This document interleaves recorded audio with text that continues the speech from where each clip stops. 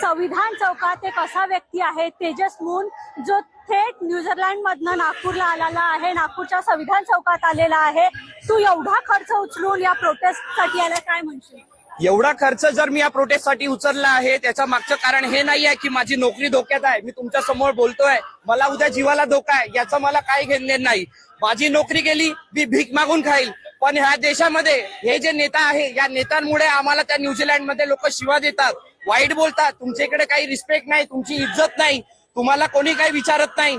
त्याचा सहसा आम्हाला विदेशात जर झेलत असेल तर मग आम्ही भारतामध्ये राहून पण सिक्युअर नाही, मग आम्ही जाऊ कुठे, आमचं करावं कुठे, आमचं नाही कुठे? मग एवढ्या आम्ही पार्ट्यांना वोट देतो, प्रत्येकांना वागतो। एखादा आमदार येतो आणि म्हणतो तुम्हाला काय आम्ही भीक देऊ, तुम्हाला रस्ता देऊ, तुम्हाला हे देऊ। एखादा सट्ट्याचा नंबर लीक नाही होत मॅडम, एखाद्या दारूचं ठिकाण लीक नाही होत, नेटचा पेपर लीक झालाच कसा? आणि हा एकदा नाही मॅडम, वारंवार होते, हा अन्याय आहे। हे प्रत्येक व्यक्तीला बाबासाहेबांनी शिकायचा अधिकार दिलेला आहे, आणि जर हा अधिकार तुम्ही कोणाकडून छिनून घेत असाल तर याच्यासाठी कोणी मागे हटू नका। तो मंत्री राजीनामा देईल आणि देणारच, तुम्ही फक्त हटू नका। बाबासाहेब आंबेडकरांचं भारत माता की डरेंगे नहीं, लढेंगे ही लढेंगे। आज तुमच्यासाठी जेवढं मी बोलून सांगतो मॅडम की मी 2.5 लाख रुपयाची तिकीट खर्च केलेली आहे। मी माझा परिवार तिकडे सेटल होण्यासाठी चाललो होतो, पण त्याचा मला घेणदेण नाही। पण या देशात मी आहो, त्या देशासाठी जर 10 प्रोटेस्ट होत असेल, याच्यापेक्षा मोठे होत असेल तरी 10 वेळा येणार। पण भारत देश माझ्यासाठी पहिले आहे।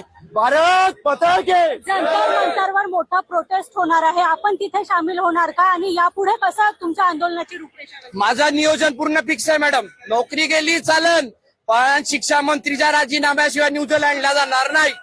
एकदा राजीनामा द्या आणि मग आपलं सगळ्या कामाधंद्याला आम्ही लागू। नाही भेटलं ना काय तर रिक्षा चालू, भीक मागू।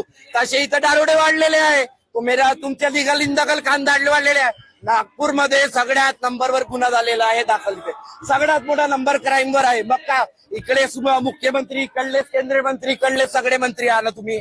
मग त्रास आमच्या विद्यार्थ्यांना का, सामान्य जवान मुलींना का? याच्यावर हा जर त्रास होत असेल तर कॉक्रोच जनता पार्टी शिक्षणाचा भाग सोडून यांच्यावर प्रोटेस्ट करायला तयार राहील। तो भाग मी नेईन। तेजस अभिजित दिपकेला फुल सपोर्ट आहे। जय भीम भावा। अभिजित दिपकेला फुल सपोर्ट आहे। काहीही झालं तरी शिक्षण मंत्र्याचा राजीनामा घेऊन जाऊ, न्यूझीलंडला माझी नोकरी गेली तरी चालेल, भीक मागून खाईल, पण इथून हटणार नाही, असं एकंदरीत मत जे आहे यांनी व्यक्त केलेलं आहे।